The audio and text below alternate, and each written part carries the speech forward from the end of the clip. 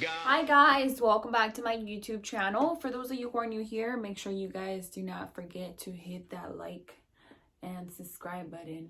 Please do not forget. Do not forget. Anyways, today we are going to be doing story time. It is a little bit late already. It's probably like 12, probably past 12. But I wanted to make sure that I recorded something for you guys, So we're gonna be doing story time.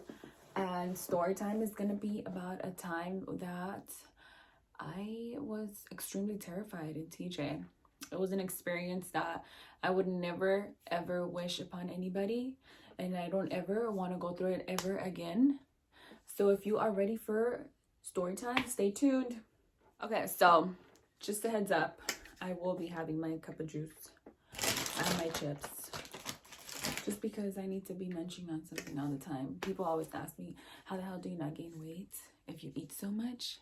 I don't even know my damn self. But anyways, so this all started, a lot of people, well, I posted it all over social medias. So a lot of people know that I went to Puerto Vallarta for the summer. Well, for ends of summer. It was a super unexpected trip, and it was a super last minute trip. So I decided for the first time, actually it wasn't the first time, it was the second time that I chose to fly out of TJ. But that was the first time that I parked my car there. So I left it at the airport and then flew out from there. Okay, so like I mentioned already, it was last minute. We drove there. It was me and one other person. We drove there, we're like, okay, you know what? It's going to be simple. We're just going to get there. We're going to park the car, go into the airport, fly out, come back, and it'll make it so much more easier, So we get there, we parked the car, we had a good trip. We arrived to Puerto Vallarta, had fun. We were there for a week. And then on the way back, we were going to arrive at, I believe, like 11:15. So 11:15. Just thinking about it, 11:15 and TJ is kind of scary. Keep in mind that I've never experienced something like this. I've heard about it. I've heard stories about it. I've heard people tell me about it. People warned me about it. But it was just something that I was like, you know what? It won't happen. It's not going to happen. It's like, as us Latinos say, con Dios, todo está bien. So we arrived at like 11. We were tired. We were totally dressed in like beach clothes. So we were like in shorts and just tank tops because it was hot out there. So we're driving and we're like, hey, why don't we just stay in Rosarito for the night? Because whoever knows that the Rosarito tacos, fire. Totally worth staying out there for a whole night. So we're like, why don't we just stay in Rosarito for the night? And then we can drive back out the next morning. We'll be a little bit more relaxed. We won't be so tired from traveling. I think it was like a 3-hour flight. It wasn't that bad, but it's still draining. So we're like, all right, cool. And we arrived. We grabbed our car from the airport garage or whatever, and we're driving out. So out in Puerto Vallarta, we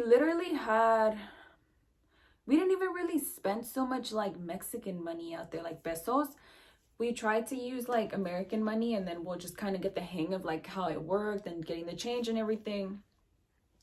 And we only had, I believe we only had like $50 cash. Like it was just literally like $50 cash that we had in our wallets. And that was the last that we had of cash from spending in Puerto Vallarta. I mean, that was not the last when we had our cards too, but the last in cash. So we're pulling out the airport and we're like fully determined to like drive straight to Rosarito at 11:30 in the night and book a hotel. And then the next morning, wake up, eat tacos and come back home. So we're driving out and probably like, I'm not going to lie to you, I would say like 2 minutes out of the airport, driving into the streets to like catch the ruta to go towards Rosarito, we see a cop.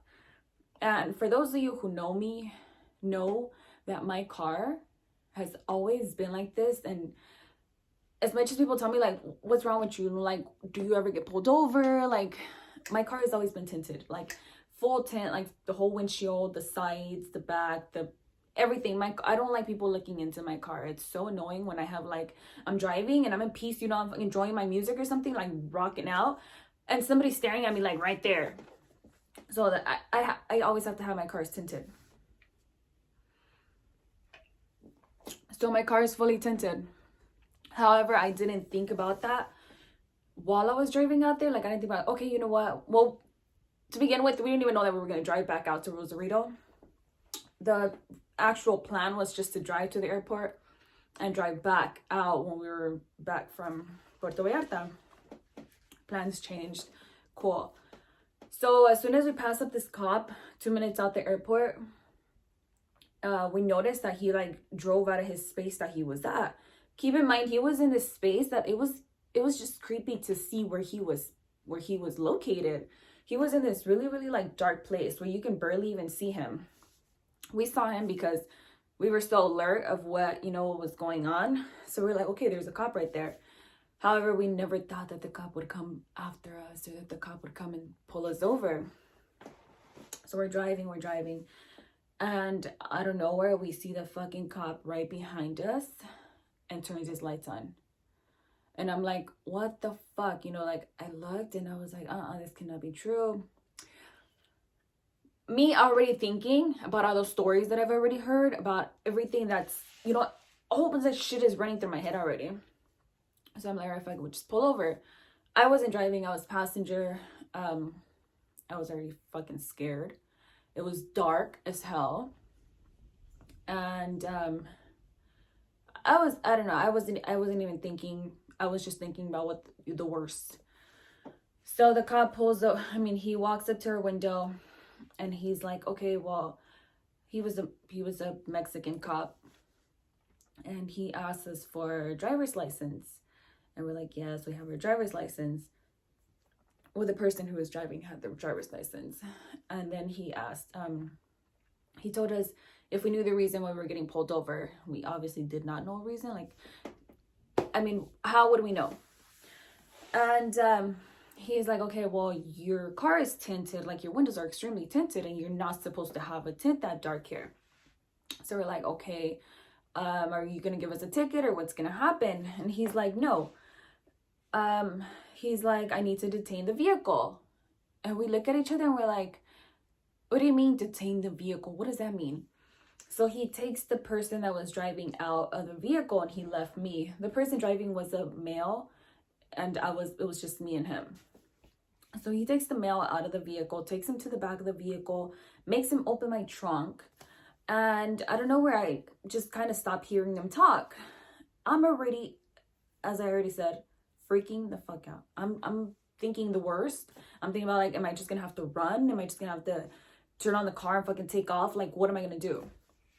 So after like a little while, I heard him talk again.